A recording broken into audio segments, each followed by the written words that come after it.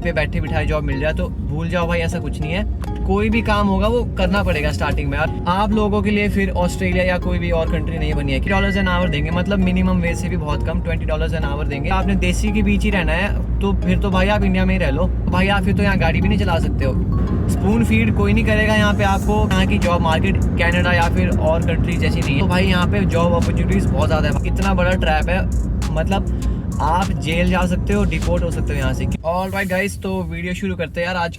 आज की वीडियो शायद थोड़ी लंबी भी हो सकती है, तो अगर आप लोगों को इन्फॉर्मेशन पूरी अच्छे से चाहिए होगी तो वीडियो के अंत तक बने रहो भाई। वीडियो को देखो क्या है वीडियो में। तो आज की वीडियो एसेंशियली इस बारे में है कि जब कोई भी इंटरनेशनल स्टूडेंट यहाँ पे आएगा या फिर कोई प्लान कर रहा है, अब आप लोग इंडिया में बैठे हो, कहीं से भी आप देख रहे हो वीडियो को, तो आप लोग अगर प्लान करो कि हमने ऑस्ट्रेलिया जाना है या किसी भी कंट्री जाना है, तो सबसे पहली चीज़ तो दिमाग में यही आएगी कि वहाँ का जो जॉब मार्केट है वो कैसा चल रहा है अभी। ठीक है, बहुत स्टूडेंट्स आते हैं वो स्टार्टिंग में गलतियाँ करते हैं, ठीक है, फेयर इनफ। लेकिन इस वीडियो में मैं आपको बताऊंगा कि वो गलतियों को आप कैसे अवॉइड कर सकते हो, क्या क्या जॉब्स अपॉर्चुनिटी होती है विदाउट एनी एक्सपीरियंस। ज़रूरी नहीं है कि आपके पास एक्सपीरियंस होना चाहिए भाई किसी भी जॉब को करने के लिए। अब मैं भी आया था यहाँ पे, मेरे पास कोई एक्सपीरियंस नहीं था, ठीक है, कहीं से शुरू करना पड़ा और करते करते फिर आपको बेटर अपॉर्चुनिटीज़ मिलेगी। स्टार्टिंग का आपको पता नहीं है कि क्या जॉब मार्केट है यहाँ पे, ठीक है, कैसे जॉब्स के लिए अप्लाई करना है।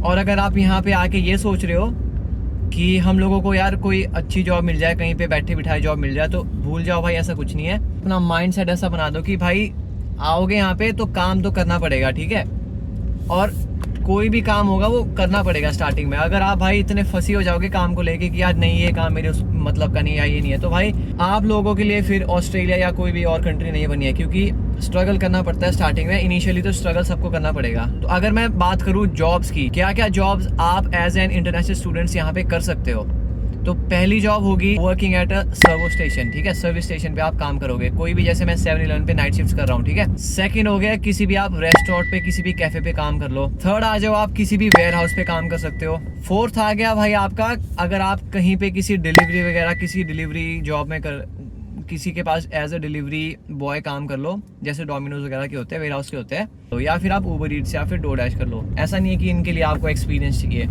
ये आपको जॉब्स वैसे ही मिल जाएगी। अगर मैं बात करूं इनके जो पे रेट होते हैं भाई, क्या क्या पे रेट्स मिल सकते हैं आपको इन सब जॉब्स में। 7-Eleven में अगर आप दिन में डे शिफ्ट कर रहे हो, ठीक है, तो आपको मिलेंगे वहाँ पे $26 से $28 एन आवर। या फिर किसी भी पेट्रोल स्टेशन पे काम करोगे तो आपको इतना ही मिलेगा उस पे, ठीक है। वहीं अगर आप किसी रेस्टोरेंट या किसी कैफे में काम कर रहे हो तो 25 से 30 के बीच में वो वेरी करते हैं उसके प्राइस, किसी इनके बीच में होगा। और अगर आप किसी वेयर हाउस पे कर रहे हो, वेयर हाउस पे आ जाओ, तो वेयर हाउस पे आपको थोड़ा सा फिजिकल काम करना होता है, लिफ्टिंग वगैरह होती है, तो उनका थोड़ा सा रेट ज़्यादा होता है। उनका 30 और 32 के आसपास होगा उसका रेट, आपको वहाँ पे ठीक मिलेगा।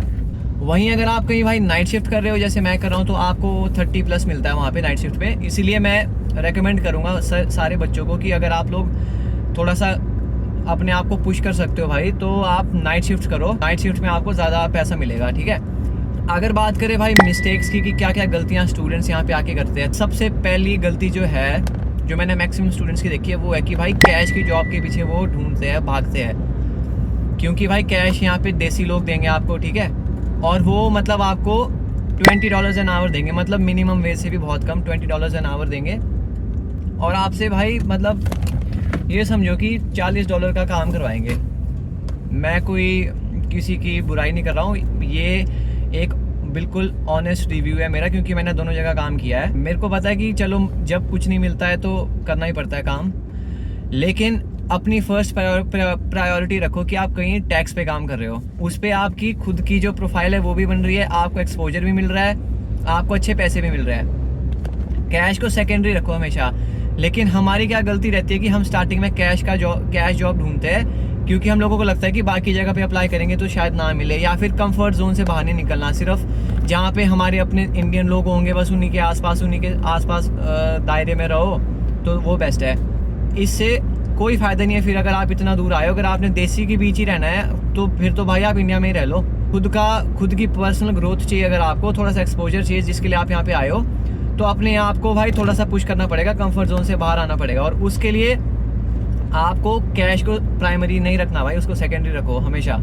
सेकंड गलती पे आ जाओ कि भाई हम लोग थोड़े से ढीले होते हैं। टैक्स फाइल नंबर, यहाँ पे TFN बोलते हैं उसको, tax file number bank account वगैरह, ये चीज़ें खोलने में कई बच्चे बहुत केयरलेस होते हैं। और बाद में फिर अगर आप किसी टैक्स की जॉब आपको मिल रही है लेकिन आपके पास टैक्स नंबर ही नहीं है, तो भाई आप कहीं ना कहीं वहाँ पे लैग कर जाओगे, जॉब से भी आप हाथ धो बैठते, क्योंकि इन चीज़ों में टाइम लगता है। ये जो डॉक्यूमेंटेशन होती है, ये ऑफिशियल काम जो भी है, इन चीज़ों में टाइम लगता है। ये ऐसे नहीं हो जाती कि अभी किया और सुबह को आ गया। बैंक अकाउंट आपका बन जाएगा तुरंत ही, अगर आप अभी बना दो तो अभी खुल जाएगा, लेकिन जो टैक्स फाइल नंबर होता है, ABN नंबर होता है, इन चीज़ों को टाइम लगता है। इसलिए डॉक्यूमेंटेशन को हमेशा प्रायोरिटी पे रखो, ये चीज़ें हमेशा पहले से सॉर्टेड रखो, ताकि आप किसी भी जॉब के लिए अप्लाई करो तो आपके पास हर चीज़ की अवेलेबिलिटी हो। डॉक्यूमेंटेशन में लाइसेंस के ऊपर आ जाओ, तो भाई लाइसेंस के लिए हम जो भी इंडियन है यहाँ पे स्टूडेंट्स, 6 महीने का हम लोगों को, अगर आपके पास फुल लाइसेंस इंडिया में है तो आपको यहाँ पे 6 महीने तक का परमिशन है कि आप उस लाइसेंस को यूज़ कर सकते हो।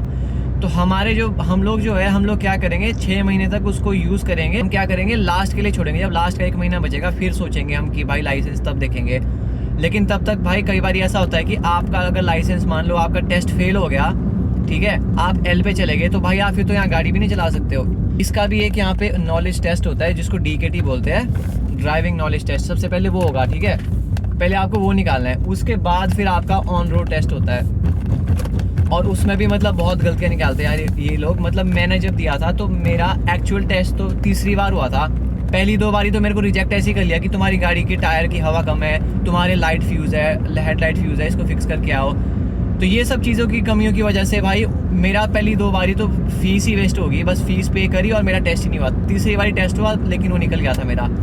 अगर आप लोगों को इस बारे में भी जानना है कि ड्राइविंग टेस्ट कैसे होता है, यहाँ पे क्या क्या चीज़ें पूछते हैं उसमें, या फिर टेस्ट जब आपका रोड पे होता है तो उस पर कैसे कैसे होता है, वो सब चीज़ें भी अगर है तो भाई आप कमेंट कर सकते हो और मैं इसके ऊपर भी एक वीडियो बना दूंगा।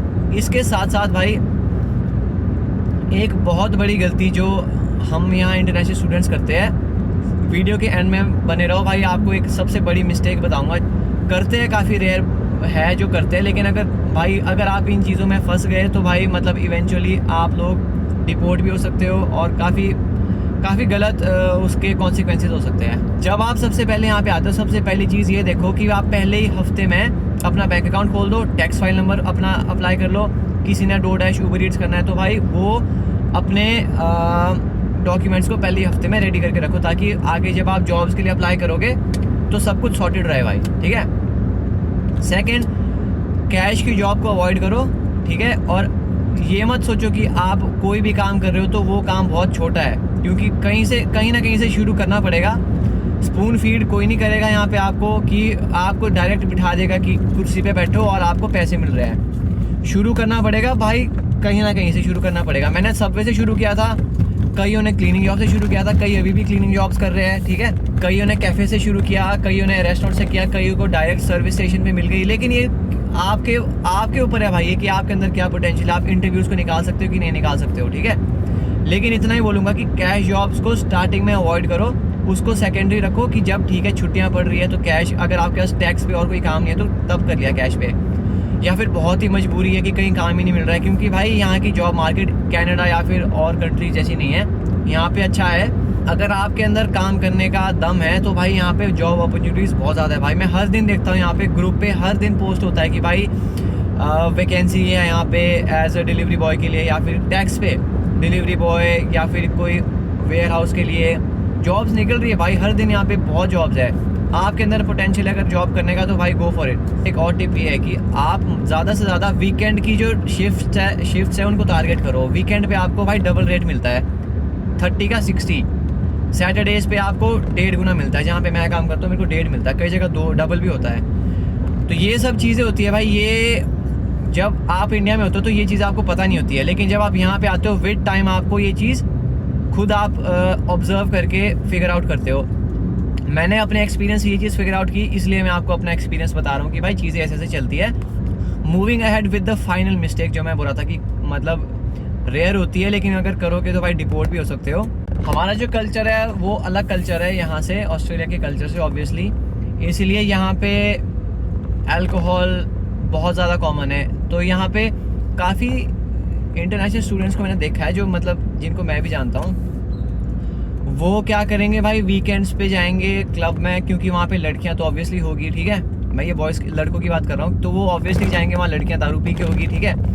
और जब वो दारू पी के होती है तो ऑब्वियसली भाई अब आप लड़कियों के साथ बातचीत करने जा रहे हो तो यहाँ पे भाई सब कुछ ओपन चलता है, ठीक है। लेकिन अगर आप उनके साथ कहीं उनके घर जा रहे हो, कुछ ऐसी चीज़ें कर रहे हो, तो भाई वो मतलब इतना बड़ा ट्रैप है, मतलब आप जेल जा सकते हो, डिपोर्ट हो सकते हो यहाँ से। क्योंकि यहाँ पे क्या है, अगर उन लड़कियों ने नेक्स्ट डे पे आप पे एक्शन उठा दिया कि भाई वो इंटॉक्सिकेटेड थी, वो नशे में थी, और आप लोगों ने उनके साथ ये सब कुछ ज़बरदस्ती किया, ठीक है, विदाउट देयर परमिशन, और वो एक कंप्लेंट आप लोगों को मतलब यहाँ से डिपोर्ट करके वापस अपनी होम कंट्री भेज सकती है भाई। और ये चीज़ें होती है यहाँ पे भाई, मैंने देखी है।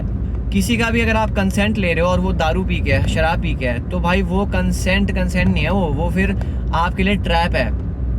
तो इस चीज़ को ध्यान में रखना कि अपने इमोशंस को, ठीक है, और अपनी तलब को थोड़ा सा कंट्रोल करना सीखना भाई। यहाँ पे आके होता है ये चीज़ें, क्योंकि ये हम लोग यूज टू नहीं है इन सब चीज़ों से, और जब हम यहाँ पे आते हैं भाई तो ये हम लोगों के लिए ऑब्वियसली नई चीज़ है, और हम लोग भाई इवेंचुअली इन चीज़ों में फंस जाते हैं। ये गलती बहुत महंगी पड़ सकती है, इसलिए भाई अपना ध्यान देना जब भी आओगे। आज की वीडियो के लिए भाई इतना ही। अगर आपको वीडियो अच्छी लगे तो भाई लाइक द वीडियो, कोई डाउट्स है तो कमेंट करो भाई, शेयर करो, और do subscribe to my channel as well. And I will see you guys in the next video with something informative. And अगर मेरे को कमेंट्स में कुछ लगा कि भाई आप लोगों के साथ कोई ज़रूरी बात डिस्कस करनी है, किसी के कमेंट्स मेरे को लगे कि भाई वर्थ डिस्कसिंग है, तो I will make a video on that comment as well. अभी बस पहुंच गया बीच पे, जाता हूँ थोड़ा फैमिली के साथ चिल आउट करते हैं। I will see you guys in the next video. Let's go, bye.